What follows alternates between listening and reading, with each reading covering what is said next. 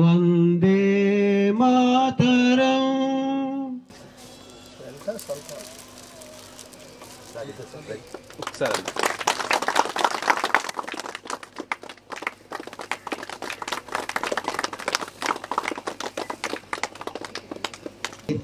మళ్ళీ 32-33 ఏళ్ళ వయసుకు తిరిగి వచ్చేస్తారు. బాధ్యత కూడా మీరు తీసుకుంటా ఉంటారు. ఇది మన బాపట్ల గురించి అభివృద్ధి పదంగా మనం ఎంత చెప్పుకున్నా కానీ కొన్ని విషయాలు అలాగే ఉండిపోయినాయి.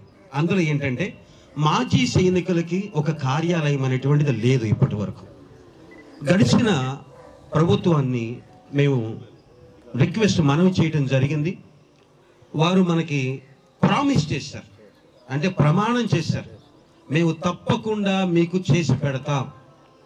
ఇంటింటికి గడప గడప కార్యక్రమం అని వాళ్ళు వచ్చినప్పుడు కూడా మేము ఆయనకు జ్ఞాపకం చేశాం.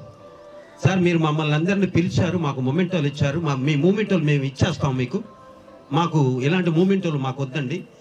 మా గురించి మీరు ఆలోచించి మా సేవల గురించి, మా గురించి, దేశ సేవలను చేసినటువంటి మాజీ సైనికుల గురించి మాకు ఏదైనా మీరు చేయాలనుకుంటే చెయ్యండి, చేస్తామని మీరు వాగ్దానం ఇచ్చారు, కానీ ఇంతవరకు చెయ్యలేదు అని గడప గడప కార్యక్రమానికి వచ్చినటువంటి మరి కోన రఘుపతి గారిని కూడా వినయపూర్వకంగా అడగడం జరిగింది.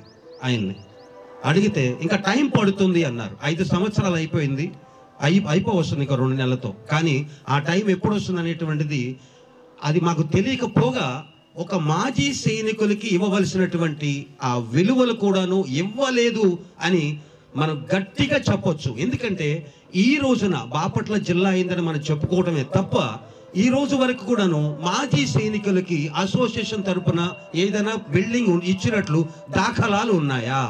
లేవు. ఇంకేంటండి బాపట్ల జిల్లాలో మాజీ సైనికులకు విలువ?